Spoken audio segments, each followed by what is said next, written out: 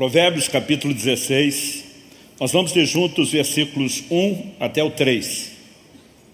Eu vou ler na Nova Almeida atualizada, e o texto sagrado diz assim: o coração do ser humano pode fazer planos, mas a resposta certa vem dos lábios do Senhor. Todos os caminhos de uma pessoa são puros aos seus próprios olhos, mas o Senhor sonda o espírito. Entregue as suas obras ao Senhor, e o que você tem planejado se realizará. Meu Deus, declaramos mais uma vez nossa confiança e dependência no Senhor e na ação do Teu Espírito.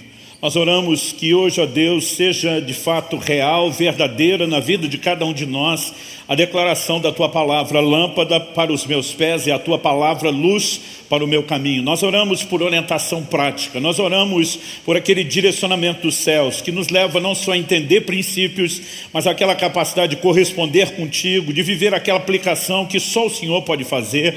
Pai, oramos por um ambiente sobrenatural, da ação do Teu Espírito no íntimo de cada um de nós, e Te damos glória, honra e louvor pela certeza daquilo que o Senhor fará. Em nome de Jesus. Amém. Bom, eu quero tomar esse texto como ponto de partida e como trilho. O que realmente me interessa aqui é o verso 2. Todos os caminhos de uma pessoa são puros aos seus próprios olhos, mas o Senhor sonda o espírito. No entanto, essa afirmação ela vem dentro de um contexto, é por isso que a gente leu o versículo anterior e também o versículo posterior. E quando avaliamos o contexto, o verso 1 fala dos planos do coração. Significa que é lá no íntimo que nós planejamos, que nós tomamos decisões, embora na vida daqueles que amam e servem ao Senhor, Deus quer dirigi-los, e é Ele quer dar a resposta, Ele que quer nos conduzir. O verso 2 fala que os caminhos de uma pessoa, fruto das suas escolhas, do seu planejamento, são puros aos seus próprios olhos.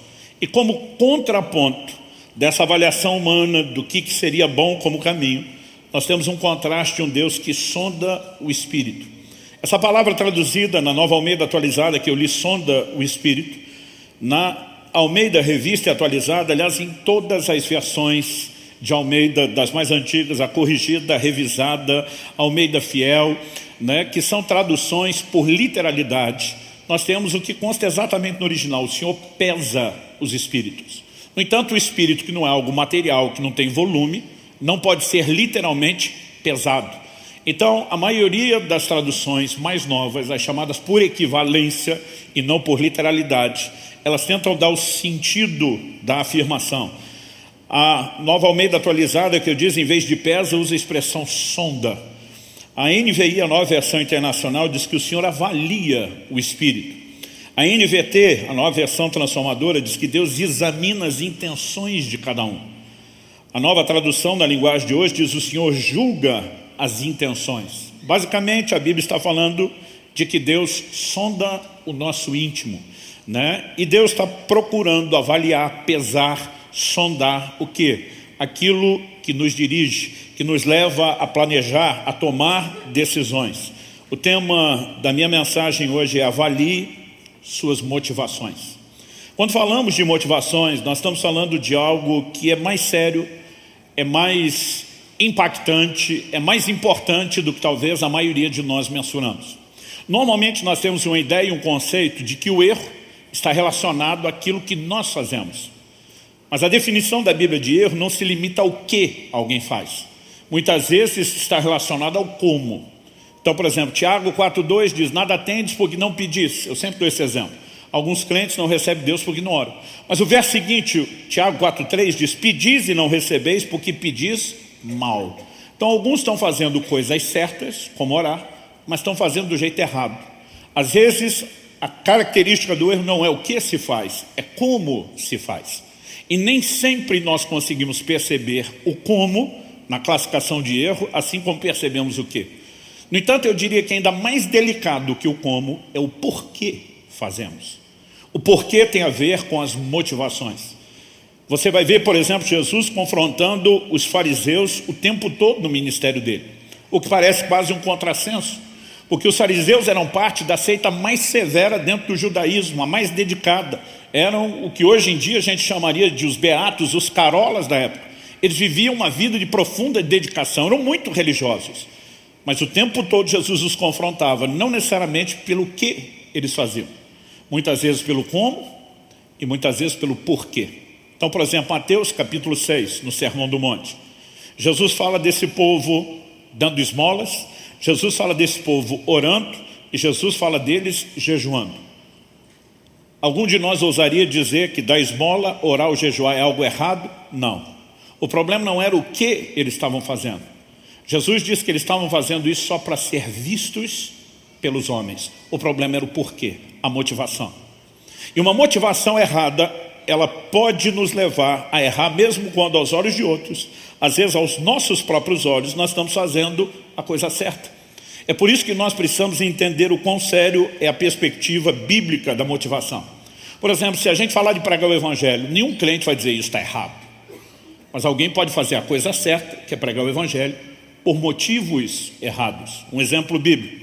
Filipenses capítulo 1, do verso 14 ao 17. Paulo diz, e os irmãos em sua maioria, estimulados no Senhor por minhas algemas, Paulo estava preso enquanto escrevia isso, ousam falar a palavra com mais coragem. É verdade que alguns proclamam Cristo por inveja e rivalidade, mas outros o fazem de boa vontade. Estes, os de boa vontade, o fazem por amor, sabendo que estou incumbido da defesa do evangelho. Aqueles, porém, os que proclamam por inveja e rivalidade, aqueles, porém, pregam a Cristo por interesse pessoal, não de forma sincera, pensando que assim podem aumentar meu sofrimento na prisão. Paulo fala de gente que estava fazendo a coisa certa, mas com motivações erradas. Gente movida de inveja, gente movida de rivalidade, competição com outros ministérios, né? Gente que não estava fazendo por amor àqueles que seriam alcançados, mas por interesse pessoal. Ou seja, quando a Bíblia fala a respeito de erro, nunca limita somente ao que fazemos. Isso se estende ao como e também envolve o porquê. O porquê é o ponto que nós queremos discutir aqui, porque ele fala exatamente a respeito de motivação. Então, quando eu olho para esses 3 versículos, no primeiro, recapitulando, nós vemos a ênfase sobre os planos do coração, embora a resposta deva vir de Deus e não devemos decidir tudo sozinho. No segundo, a Bíblia fala da nossa capacidade de avaliação versus a de Deus. E o terceiro diz, entregue suas obras ao Senhor e o que você tem planejado se realizará. Isso não significa que a Bíblia está dando um caminho através do qual você convence a Deus a fazer o que você quer. A expressão entregue suas obras ao Senhor, a NVI traduziu talvez isso mais acurado, mais próximo do original hebraico, consagre os seus caminhos ao Senhor. Em outras palavras, o Deus que nos deu a capacidade de escolher, de tomar decisões, Ele espera que nós nos alinhemos com Ele. Não apenas com aquilo que Ele quer em relação ao que fazer, mas também em relação ao que Ele espera de nós quando falamos do como, quando falamos do porquê. Quando existe esse nível de entrega, de rendição, de consagração, de alinhamento, nós podemos ter certeza que a bênção de Deus se manifestará sobre os nossos planos. No entanto, quando a motivação é errada, por mais nobre que possa parecer aquilo que eu e você estamos tentando fazer, nós podemos ser parados nesse processo pelo próprio Deus. Então eu gostaria que a gente pudesse discutir o assunto. E cada um dos 3 tópicos que eu quero abordar são 3 perguntas. Eu particularmente gosto muito de fazer questionamentos quando estou lendo os textos bíblicos, quando estou meditando nos princípios que o próprio Deus nos propõe. Sempre eu gosto de fazer perguntas que tentem me ajudar a chegar a conclusões. E eu quero fazer 3 perguntas. A primeira delas é, o que está no coração? Nós estamos falando de planos, obviamente as decisões se tomam no coração e nós precisamos aprender a avaliar isso na perspectiva bíblica. Depois, em segundo lugar, eu quero que eu e você possamos fazer um segundo questionamento. O segundo questionamento é o que influencia o coração.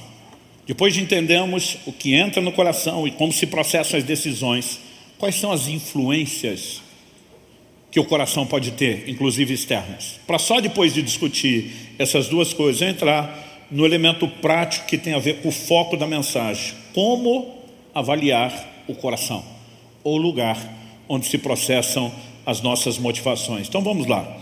Eu quero que a gente possa começar avaliando a importância do coração, não apenas como lugar onde se faz planos, mas onde, além de tomarmos decisões, o que se passa lá acaba afetando todo o curso da nossa vida.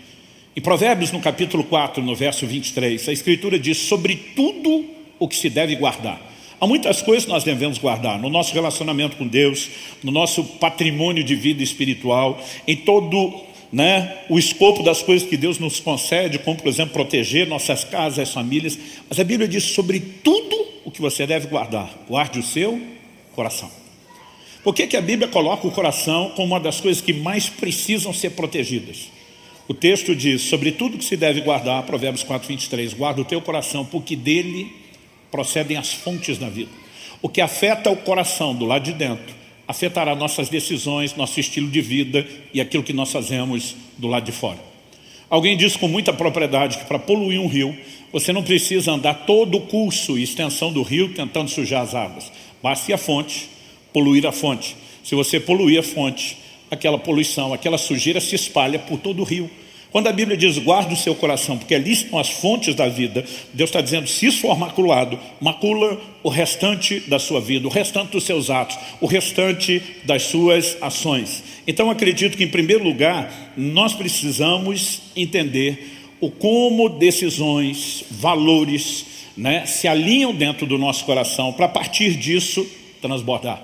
Em determinado momento, Jesus ensinando aos judeus que durante muito tempo foram orientados a entender a necessidade de guardarem-se de determinados alimentos considerados impuros. Jesus explica que não é aquilo que entra no homem que produz impureza, e ele se referia aos alimentos. Jesus diz, o problema está naquilo que sai. E é nessa hora que ele diz, porque é do coração do homem que procedem, e ele começa a fazer uma lista de pecados. Basicamente ele está dizendo que o mal que transborda por meio das nossas ações começa no coração. Mas nós precisamos entender que, por outro lado, a Escritura também diz que o bem que transborda por meio de nossas escolhas, decisões e ações, ele também começa no coração. O coração é o nosso QG, o nosso quartel-general, é o lugar de tomada de decisões. E eu e você precisamos entender a importância que isso tem. A Bíblia fala de Deus confrontando pessoas que queriam coisas certas por motivos errados. A Bíblia também fala de Deus ajudando pessoas que estavam indo fazer a coisa errada, mas por motivos certos. E quando nós falamos dos motivos lá no coração, nós precisamos entender que isso pode levar Deus a nos barrar em relação ao que tentamos conseguir até em nome dele, ou Deus pode simplesmente nos parar e nos impedir de pecar, porque é um coração correto. Então eu quero te dar alguns exemplos bíblicos para que a gente foque nisso. O primeiro está lá no capítulo 8 do livro de Atos. E antes de falar do que eu quero falar no capítulo 8 do livro de Atos, eu quero fazer um comentário interessante. Eu estudei alguns meses num instituto bíblico aos 18 anos de idade, e eu lembro que uma das aulas que eu tive num daqueles meses era sobre o livro de Atos. E o professor, pastor que lecionava aquela aula, ele tinha uma didática, uma forma de ensino muito dinâmica. E uma coisa que revolucionaria para mim, não só aquele estudo do livro de Atos, mas a maneira de ler a Bíblia, foi uma metodologia que ele implementou conosco os alunos. Então, por exemplo, nós teríamos 15 aulas. Uma foi a aula introdutória e ele anunciou as demais 14 aulas. Ele disse, vocês têm um livro-texto, mas eu não vou me prender só ao livro-texto. O livro de Atos tem 28 capítulos. Nas próximas 14 aulas, ele falou, nós vamos estudar 2 capítulos do livro de Atos por aula. E dizia, eu quero antes de cada aula, valendo ponto para a prova, que vocês me tragam sempre um resumo de 2 eventos principais por capítulo. 2 coisas chamam a sua atenção, você disse aqui, merece estar classificado entre eventos principais. Ele disse, você não vai trazer isso pronto. Você vai ler, você vai destacar, você vai memorizar isso, e quando chegar na sala de aula, eu vou dar uma folha de papel com o seu nome, você preenche 2 eventos do capítulo 1, 2 do capítulo 2. Ele diz, na segunda aula, vocês não vão só colocar 2 eventos do capítulo 3 e o 4 na sequência, vocês vão repetir o do 1 e do 2, e vão colocar o do 3 e do 4. Na terceira aula, do 5 e do 6, mas vocês vão repetir o 1, 2, o 3 e o 4. Eu sei que quando chegamos no último dia, eu tinha memorizado os eventos principais de todos os capítulos do livro de Atos, e aquilo me ajudaria muito a adotar isso como um estilo de estudo nas Escrituras. Eu gosto de vez em quando estou meditando, de ficar lá pensando, o que Gênesis 1 diz, 2, 3, 4, isso me ajudaria bastante. Por que eu estou dizendo isso? Porque durante muito tempo, a minha ênfase sobre o capítulo 8 do livro de Atos não incluía o que hoje eu considero parte da narrativa principal. Atos capítulo 8 começa com Filipe fugindo da perseguição e chegando em Samaria. Em Samaria ele prega o evangelho, nós temos um avivamento, algo extraordinário acontece. Depois de tudo que aconteceu ali, nós vemos Deus tirando Filipe do cenário, para que Filipe toque a vida de um etíope que voltava de Jerusalém. A tradição diz que esse homem espalharia o evangelho por toda a Etiópia. Então lá atrás, nos meus 2 principais eventos do capítulo de 8, a ser entregues para o professor, eu tinha dito que os eventos principais era a chegada do evangelho em Samaria e depois a evangelização de Filipe ao etíope, que espalharia o evangelho para a nação inteira. Mas alguns anos atrás, lendo o capítulo 8 com muita calma, eu percebi que o maior volume de informações do capítulo 8 não é sobre Filipe, nem só meramente sobre Samaria, e nem sobre o que acontece depois de Samaria. O maior volume de versículos está relacionado a um homem que a Bíblia chama de Simão, o mágico. Eu quero chamar a sua atenção para esse camarada, porque nós temos um ensino importante aqui, quando falamos de motivação. Em Atos capítulo 8, de 9 a 13, a Bíblia diz assim: havia naquela cidade um homem chamado Simão, que praticava artes mágicas e deixava o povo de Samaria admirado.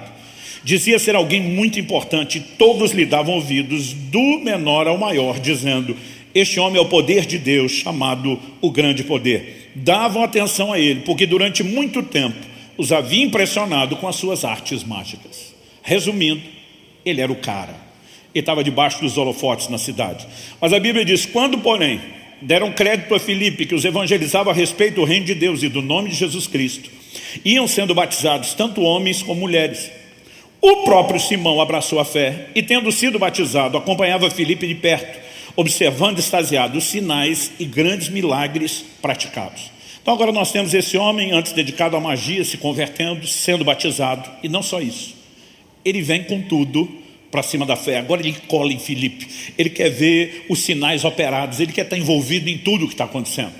Dos versos 14 ao 17, que eu não vou ler, a Bíblia diz que Jerusalém ouviu que Samaria tinha recebido a palavra de Deus, que os novos convertidos estavam sendo batizados nas águas, mas que sobre nenhum deles havia descido ainda o Espírito Santo. Então a Bíblia diz que Jerusalém envia para lá nada menos do que Pedro e João, os apóstolos.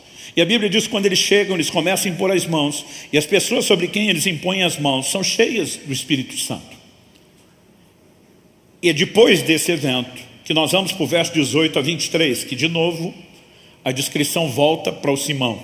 A Bíblia diz: quando Simão viu que, pelo fato de os apóstolos imporem as mãos, era concedido o Espírito Santo, ofereceu-lhes dinheiro, dizendo: dei também a mim esse poder, para que a pessoa sobre a qual impuser as mãos receba o Espírito Santo. Pedro responde, as traduções literais dizem: vá tua prata contigo a perdição. A Nova Almeida atualizada traduziu: mas Pedro respondeu: que o seu dinheiro seja destruído junto com você, pois você pensou que com ele poderia adquirir o dom de Deus. Deixa eu fazer uma pausa. Já vi muito pregador dizendo que o erro de Simão foi tentar comprar o Espírito Santo. Não é isso que a Bíblia está dizendo. A Bíblia não diz que ele queria comprar a pessoa do Espírito Santo. A Bíblia diz que eles me deem dinheiro para que eu também possa ter acesso ao que vocês têm, para que as pessoas possam receber o Espírito Santo quando impor as mãos sobre elas. Ele não queria comprar o Espírito Santo. Ele diz: eu quero ser que nem vocês, eu quero chegar lá. Esse homem se converteu, ele foi batizado, ele colou em Filipe, ele está empolgado com tudo que está acontecendo, agora ele está de olho nos apóstolos, e ele diz: eu quero ser dessa turma, eu quero ser desse time que toca, que abençoa as pessoas, instrumento de Deus, através do qual as pessoas recebem algo. Mas se você olhar a conversa de Pedro, Pedro diz assim para ele: não existe porção, nem parte para você nesse ministério. Que ministério? Pôr as mãos, tocar a vida das pessoas, porque o seu coração não é reto diante de Deus. Você pode repetir essa frase comigo? Diga: porque o seu coração não é reto diante de Deus. Pedro diz para ele: portanto, arrependa-se desse mal, ore ao Senhor, talvez ele o perdoe por esse intento do seu coração. De novo, a classificação do erro é o intento do coração. Pois vejo que você está cheio de inveja e preso em sua maldade. Pergunta: o que Simão queria era errado? Não era errado, os apóstolos estavam fazendo isso. E não existe nada na Bíblia que limite isso somente a eles. A palavra de Deus nos mostra esse tipo de cenário, se repetindo posteriormente em outros lugares. É lógico que Deus quer que as pessoas sejam cheias do Espírito Santo. Deus quer que as pessoas se unam com Ele no processo de conduzir outros a serem cheios do Espírito Santo. O problema não era o que Simão desejava. O problema do intento do coração é o porquê Simão desejava.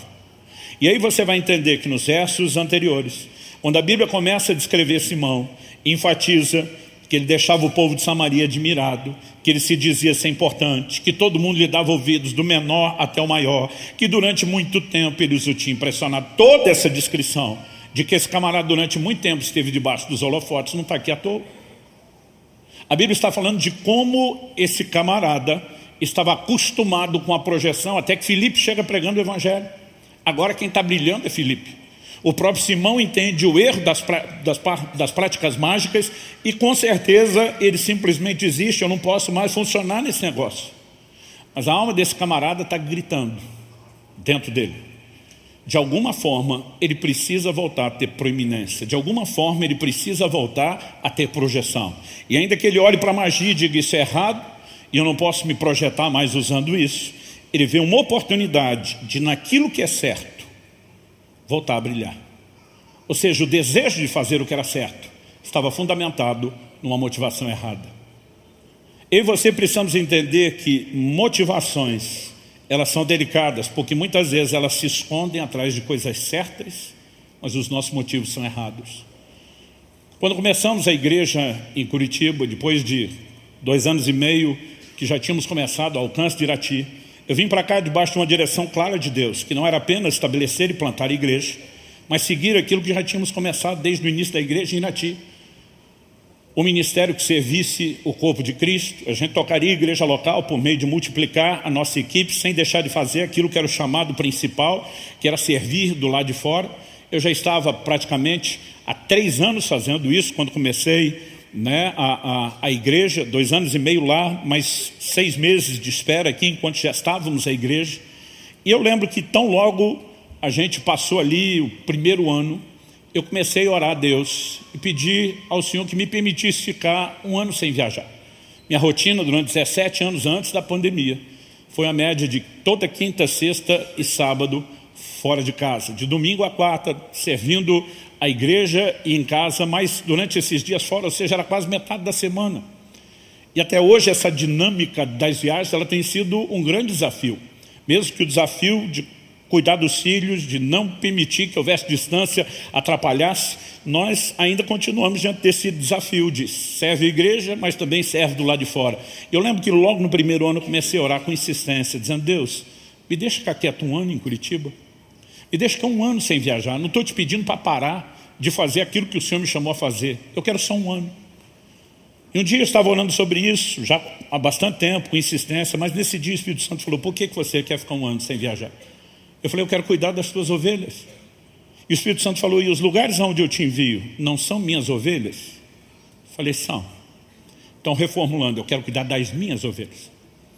As suas ovelhas que o Senhor me confiou. Porque nos outros lugares que o Senhor me manda, são as suas ovelhas que o Senhor confiou para os outros.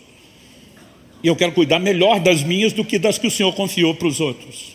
E o Espírito Santo me disse, essa é a única razão pela qual você quer parar.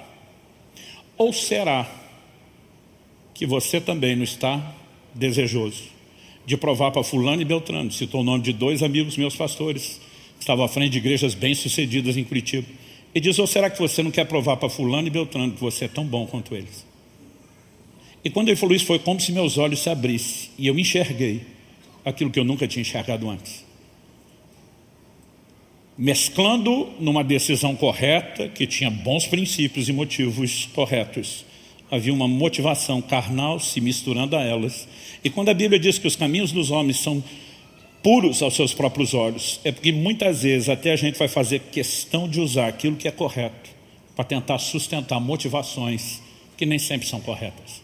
Essa questão das motivações, elas são um desafio. Assim como, por exemplo, a intuição. Um dia alguém me perguntou, eu estava ensinando sobre revelação, falou, pastor, a intuição é uma revelação? Eu falei, não, é só uma intuição. Ele falou, mas o negócio é sério. Eu falei, muito sério, principalmente quando é a esposa da gente que tem.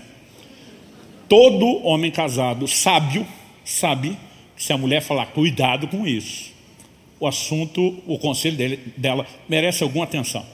Porque muitas vezes nós os homens somos muito racionais, nós queremos que ela explique, que a mulher explique o porquê da preocupação dela. E às vezes ela simplesmente olha e diz, não sei te explicar o porquê. E aí o homem que quer os porquês fica doido de não ter explicação. Mas a intuição é uma espécie de conclusão, talvez mais rápida do que a nossa capacidade de saber como é que nós chegamos lá. Muitas vezes a gente simplesmente tem uma opinião e você nem sabe como é que chegou lá. Isso não significa que a opinião não esteja certa. Às vezes você só não consegue explicar quais são as razões que te levaram à conclusão. E muitas vezes nós podemos estar diante de uma situação que a gente não sabe. Como é que a gente sabe aquilo? Eu era recém-casado, Kelly e eu decidimos usar um dia nosso, que era o nosso dia da família, para assistir um filme. Morávamos na época em Guarapuava, não tinha cinema na cidade. O filme que era lançado no cinema aqui em Curitiba, chegava nas locadoras, nas finadas locadoras lá, meses depois. E a gente ficava naquela espera ansiosa. Eu lembro de um filme que eu fiz a reserva. Falei, eu quero estar entre os primeiros. E o camarada me liga e diz, chegou o filme, pastor. Eu falei, estou indo buscar. Era o nosso dia de família. Eu falei, amor, vamos assistir um filme. E eu ansioso. Quando comecei a assistir o filme, falei para ela, vai acontecer isso, aconteceu. Daqui a pouco eu falei, vai acontecer aquilo, aconteceu. Vai acontecer esse outro. Ela falou, você assistiu o filme? Eu falei, não assisti. Ela falou, você não tem como saber que essas coisas vão acontecer. São reviravoltas de enredo imprevisíveis. Eu falei, pois é, mas eu acho que eu sei o filme todo. E a diversão nossa ficou comprometida ou diferente do normal, porque eu ficava dizendo, vai acontecer isso, vai acontecer aquilo, e toda a reviravolta que eu falava acontecia. Ela ficava dizendo, você assistiu o filme? Eu falei, amor, eu não assisti, não tem cinema. Você assistiu numa viagem? Eu falei, eu não assisti. Ela disse, como é que você sabe o filme? Eu falei, eu não sei como é que eu sei, mas eu sei. E honestamente eu fiquei apavorado com aquilo. Eu ficava pensando comigo mesmo, premonição não tem, só um de Deus. Eu fiquei apavorado com aquilo. Um tempo depois, conversando com um camarada que era desses cinéfilos maníacos por cinema, eu falei, cara, eu estou bolado com o negócio, que eu assisti um filme, eu sabia tudo o que ia acontecer. Ele começou a rir. Eu falei, o que você está rindo? Ele falou, pastor, isso aí é um remake, é uma refilmagem de um filme antigo. Com certeza você ouviu o filme antigo. Eu falei, mas você ouviu o antigo? E ele lembrar. Ele falou, não, a filmagem deu um tom tão moderno, tão diferenciado, que a estrutura de enredo é a mesma, mas o cenário não. E aí ele deu o nome do filme, eu anotei, eu fui ver, eu falei, era o filme que eu tinha visto. E aí me deu aquele ali, eu falei, agora entendi como cheguei lá.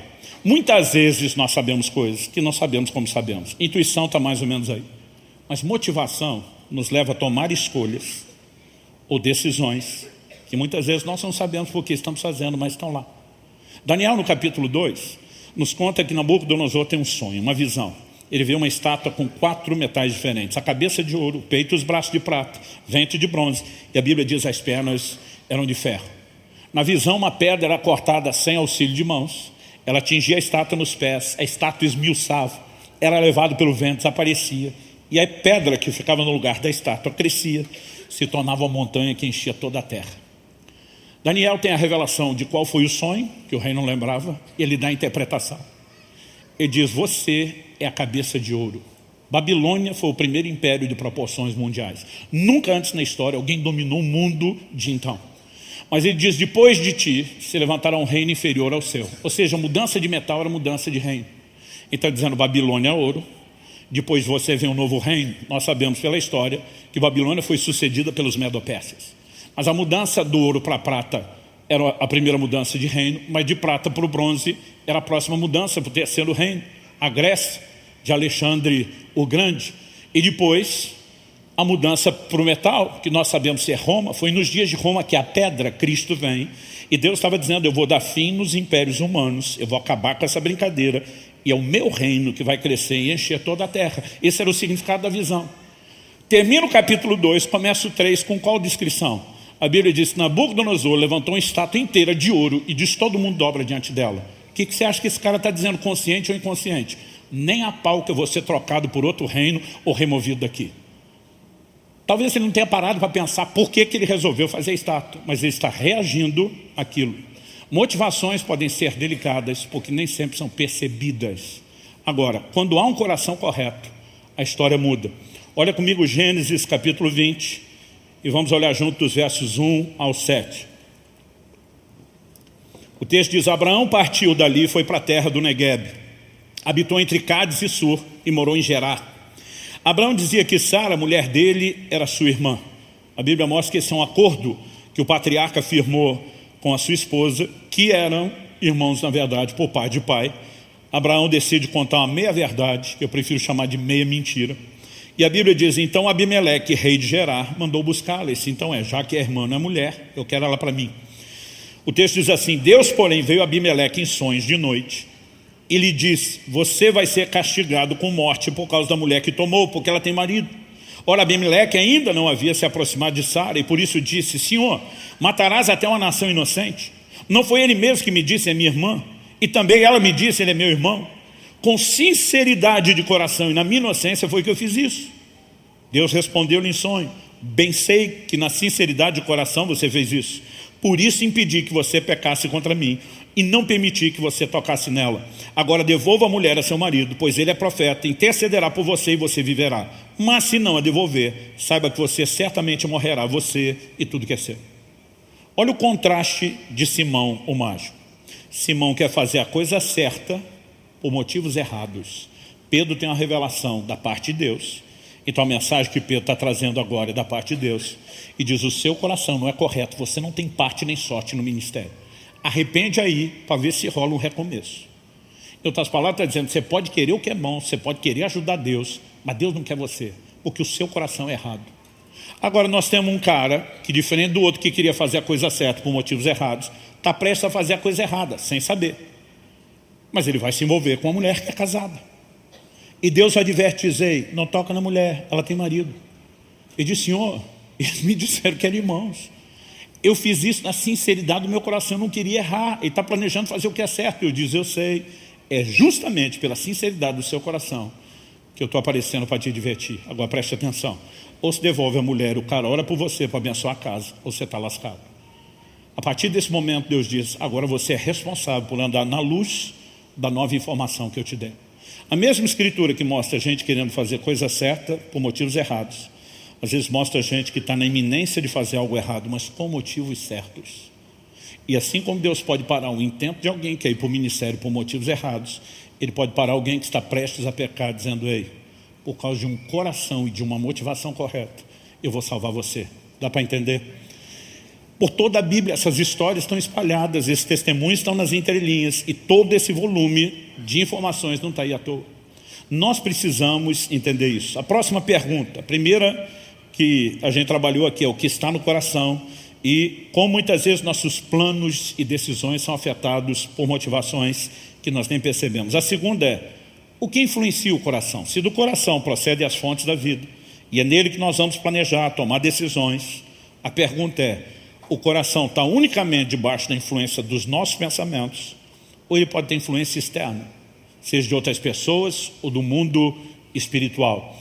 A Bíblia nos mostra que, embora seja o lugar onde nós fazemos os planos, tomamos decisões, por exemplo, segundo aos Coríntios 9:7, Paulo está falando de oferta, mas ele diz, cada um contribua, segundo tiver proposto no coração. Ele diz, não com tristeza ou por necessidade, porque Deus ama quem dá com alegria. Ele diz, decida no seu coração, e decida pelos motivos corretos. Não é para você contribuir constrangido, não é para você contribuir por necessidade só sua dos outros, porque Deus espera que você faça a coisa certa, do jeito certo, com os motivos corretos. Mas por que eu estou pegando um texto relacionado à oferta? Porque a Bíblia nos fala de um outro episódio e de uma outra pessoa que deixou o seu coração ser maculado, e é muito importante que a gente entenda isso. Atos capítulo 5, versos 3 e 4, nos fala de Pedro diante de Ananias. Os versículos anteriores, 1 e 2, diz que Ananias e Safira, sua esposa, entraram em comum acordo, venderam uma propriedade, decidiram entregar como oferta, mas retiveram uma parte do preço, mas decidiram mentir que estavam entregando tudo. A pergunta é, por que eles fizeram isso? O capítulo 4 termina no último versículo falando a respeito de Barnabé. Barnabé, a Bíblia diz no verso 37 de Atos 4, que ele vendeu um campo que ele possuía, trouxe o dinheiro e o depositou aos pés dos apóstolos. A Bíblia não foi escrita com a divisão de capítulos e versículos que nós temos. Para quem não sabe, a divisão em capítulos aconteceu, foram duas. Uma primeiro aconteceu a divisão em capítulos, depois a divisão em versículos. A divisão em capítulos aconteceu no ano 1200 da era cristã. A divisão em versículos, mais 300 anos depois, o Brasil já tinha sido descoberto. Essa divisão foi feita só para a gente localizar o que está onde. Mas infelizmente ela tem fragmentado nossa maneira de pensar. Às vezes a gente está lá num programa de leitura bíblica, você termina o capítulo 4 e diz, parei. E num outro dia, talvez, você vai começar o quinto totalmente desconectado do pensamento. O capítulo 4 termina com Barnabé vendendo um campo e entregando. O verso 5 diz que Ananias e Safira também decidiram vender e entregar. Só que eles não queriam dar todo o dinheiro. Mas eles queriam, de alguma forma, o reconhecimento que talvez foi dado a Barnabé. O tipo de comentário e elogio: Barnabé, o cara, abnegado, generoso, sacrifica pelo reino, aquilo é crente de verdade.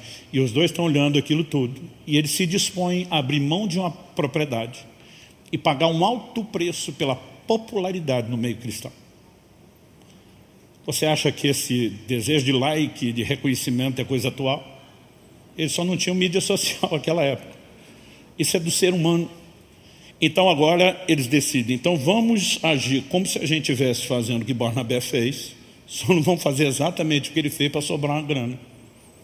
E quando eles vêm trazer a oferta, o apóstolo Pedro diz, versos 3 e 4, então Pedro disse: Ananias, por que você permitiu que Satanás enchesse o seu coração, para que você mentisse ao Espírito Santo, retendo parte do valor do campo? Não é verdade que conservando a propriedade seria sua? E depois de vendido o dinheiro não estaria em seu poder? Por que você decidiu fazer uma coisa dessas? Você não mentiu para os homens, mas para Deus. Então, a Bíblia não é clara se o Espírito Santo o moveu a fazer aquilo ou se ele apenas se empolgou com Barnabé. Pode ser que o Deus que moveu Barnabé também o inspirou e que a gente possa estar especulando demais. Mas essas histórias não estão desconectadas, o que é um fato inquestionável. E diz o coração, que é o lugar onde se toma as decisões de contribuição. Você deixou Satanás entrar e bagunçar as coisas ali. Significa que o coração, que deve ser guardado acima de todas as coisas, porque dele procedem as fontes da vida, onde nós tomamos decisões, onde fazemos escolhas, onde nossos motivos estão lá borbulhando, quer a gente esteja consciente, quer não, pode ser influenciado pelo reino espiritual. Tanto por Deus, como pelo diabo. Quando eu olho para esse tipo de detalhe bíblico, é lógico que a responsabilidade ainda é colocada sobre Ananias. Ele simplesmente declara no versículo 4, por que você decidiu fazer uma coisa dessa? Porque a Bíblia, que nos manda guardar o coração, nos responsabiliza pelo tipo de influência que nós permitimos ter. A responsabilidade no final ainda é nossa. E é interessante que quando a gente fala que tanto Deus como o diabo e até mesmo outras pessoas podem influenciar o nosso coração, é que cada um vai nos influenciar com aquilo que é. Então, por exemplo, Filipenses 2,5 diz: tende em vós o sentimento, o mesmo sentimento que houve em Cristo Jesus. Quando eu e você nos submetemos à influência de Cristo, que subsistindo na forma de Deus, diz o texto, não teve o ser igual a Deus como ao qual deveria se prender, esvaziou-se a si mesmo, humilhou-se a si mesmo, assumiu a forma de homem, de servo, foi obediente até a morte, morte de cruz. Esse é o tipo de influência que Cristo vai produzir sobre mim e você, porque é aquilo que Ele é. Mas quando nos expomos à influência de Satanás, ele também nos influencia com aquilo que ele é. 1 Timóteo capítulo 3, versos 6 e 7. O contexto do texto está falando sobre aqueles que almejam o episcopado, o ministério, e diz assim, que o bispo ou o candidato a ele não seja recém-convertido. A palavra no original grego é neófito, novo na fé. Porque não pode ser novo na fé, porque ainda não passou por processos de amadurecimento. Então o texto diz assim, para não acontecer que fique cheio de orgulho e incorra na condenação do diabo. Orgulho, incorra na condenação do diabo. Quando você lê Isaías 14, Ezequiel 28, você percebe que o pecado de Satanás foi o orgulho. A Bíblia nos mostra ele dizendo, subirei acima das estrelas do céu, serei semelhante ao Altíssimo, e o mesmo pecado que ele cometeu é aquilo que ele vai tentar levar as pessoas a cometerem. O verso 7 diz, é necessário também que ele tenha bom testemunho dos de fora, a fim de não cair na desonra e no laço do diabo. A palavra lá significa armadilha. O diabo está tentando prender pessoas com o quê? Com aquilo que ele é expert, com aquilo que ele sabe fazer muito bem. Agora, essas influências, elas não são irresistíveis. Tem muito crente culpando o diabo pelas suas decisões. Mas a Bíblia diz, resistir ao diabo e ele fugirá de vós. Então, há uma influência, ela pode encontrar espaço, mas eu sou responsável por permitir que ela entre ou não. Assim como a influência divina, ela também pode ser impedida. Em Hebreus, no capítulo 3, nos versos 7 e 8, a Bíblia diz, por isso, como diz o Espírito Santo, e vem a citação do Antigo Testamento hoje, se ouvirem a sua voz, não endureça o coração, como foi na rebelião, no dia da tentação no deserto. Alguém pode resistir à ação divina? Estevão, pregando antes da sua morte, do seu martírio, ele diz: vós sempre resistis ao Espírito Santo. Então o diabo pode ser resistido como influência, mas infelizmente Deus, por meio da ação do seu Espírito, também pode ser resistido, ou nós podemos expor e escancarar o coração para a ação divina. Então, depois de questionar o que está no coração, que é o centro de comando, as fontes da vida, e como motivações podem estar lá sem que a gente perceba, a gente está avaliando os caminhos, dizendo que são puros, mas a Bíblia diz: é Deus que sonda o que pesa o Espírito. Depois de questionar o que está no coração e o que influencia as fontes externas, terceiro e último lugar, que é o aspecto prático: como avaliar o coração. A Bíblia fala a respeito de algo que nós vamos fazer daqui a pouco na hora da ceia, se chama o autoexame. Em 1 Coríntios, no capítulo 11, no verso 28, Paulo diz: examine-se o homem a si mesmo. O autoexame, o exame de si mesmo, ele não só é bíblico, ele é importante, ele é necessário. Mas quando falamos a respeito de motivações, nós precisamos entender que isso não exclui o autoexame, mas só o autoexame não é suficiente. Eu gosto de usar um trocadilho e dizer: mais do que o autoexame, nós precisamos do exame do alto. Por quê? Jeremias 17:9 diz assim: enganoso é o coração, mais do que todas as coisas, e desesperadamente corrupto. Quem poderá entendê-lo? Traduzindo em linguagem moderna, seu coração vai tentar trollar você. A Bíblia diz que ele é enganoso. A Bíblia diz que ele prega peças, ele maqueia as coisas. E muitas vezes nós estamos debaixo de pressão de decisões por motivos que nem nós conseguimos avaliar. Agora a Bíblia diz: quem poderá entendê-lo? Ele é enganoso. Sozinho nós não damos conta disso. É por isso que o verso seguinte, o versículo 10, Jeremias 17, depois de dizer enganoso é o coração, mais do que todas as coisas, desesperadamente corrupto, quem poderá entendê-lo?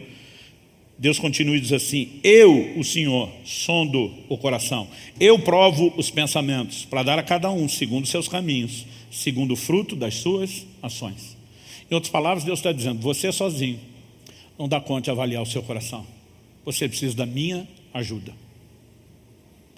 Em Jeremias 11:20 está escrito: Senhor dos exércitos, justo juiz, que provas o mais íntimo do coração. Tem o íntimo e o mais íntimo, camadas. Em Apocalipse 2:23, Senhor Jesus diz: eu sou aquele que sonda mentes e corações. Então eu e você precisamos de ajuda. Eu me lembro de uma conferência que eu estava participando há uns anos atrás. Não fui como preletor, fui participar do evento como todo mundo, para receber, para aprender, para ser ministrado. A conferência estava assim extraordinária em todos os detalhes. Não tinha nada para criticar, nada para botar um defeito. Pensa num povo assim excelente em tudo que fez. Mas todos os dias da conferência eu estava com um desconforto dentro de mim, como se alguém tivesse me tratado mal. Eu ficava dizendo: ninguém me tratou mal, momento nenhum. Mas era aquela sensação de desconforto. E como aquilo durou mais do que um dia, aquilo começou a me incomodar. E eu comecei a orar, eu falei: Deus, está acontecendo? Eu não consigo entender por que esse sentimento está aqui. Ninguém me tratou mal.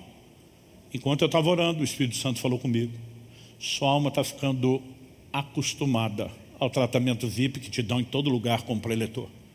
E mesmo que ninguém tenha te tratado mal, só porque você não foi diferenciado, sua alma está protestando. E eu fiquei chocado com aquilo. Momento nenhum eu consegui entender nem o porquê eu estava incomodado com aquilo. Seu coração, ele pode trollar você, acredite nisso. E por mais que a gente exerça o processo do autoexame, nós precisamos do exame do alto. E aí nós vamos entender a importância de oração. No Salmo 139, versos 23 e 24, o salmista diz: sonda-me, ó Deus, e conhece o meu coração, prova-me e conhece os meus pensamentos, vê se há em mim algum caminho mau e guia-me pelo caminho eterno. Quando ele diz vê se há em mim algum caminho mau, ele não está dizendo eu vou terceirizar para o Senhor por preguiça, porque eu mesmo não quero avaliar. Não é isso. Ele está dizendo: o ponto onde eu cheguei é como diz o livro de Provérbios: todas as coisas parecem puras, mas eu posso estar sendo enganado pelo meu próprio coração. Então agora eu quero ir além do autoexame. Eu quero me submeter ao exame do alto. Sonda, avalia, perscruta o meu íntimo, prova-me, conhece meus pensamentos. E Deus, por favor, vê se há algum caminho mau. Porque se isso não for exposto, eu não poderei ser guiado pelo Senhor, pelo caminho eterno, o caminho correto. Eu e você precisamos entender a importância de uma vida de oração. Oração não diz respeito a apenas você pedir para Deus o que precisa, para Ele responder à sua necessidade. Oração é algo muito maior, é muito mais sublime que isso. Diz respeito a relacionamento. Aliás, a oração deveria ser parte de uma conversa, de um diálogo. Para a maioria de nós, os crentes, é um monólogo, só a gente fala. Através de Jeremias, Deus diz, invoca-me e te responderei. Ele diz, vou te anunciar coisas grandes e ocultas, que você não sabe. A gente imagina que Deus anunciar coisa oculta é só revelação boa. Às vezes Deus diz, quer mostrar seus podres, criatura. Quero mostrar aquilo dentro de você que nem você está enxergando. E nesse ambiente de oração, nós podemos acessar um nível de informação e de percepção que sozinho nós não conseguiríamos. Porque o coração enganoso vai tentar convencer você que os seus caminhos são puros.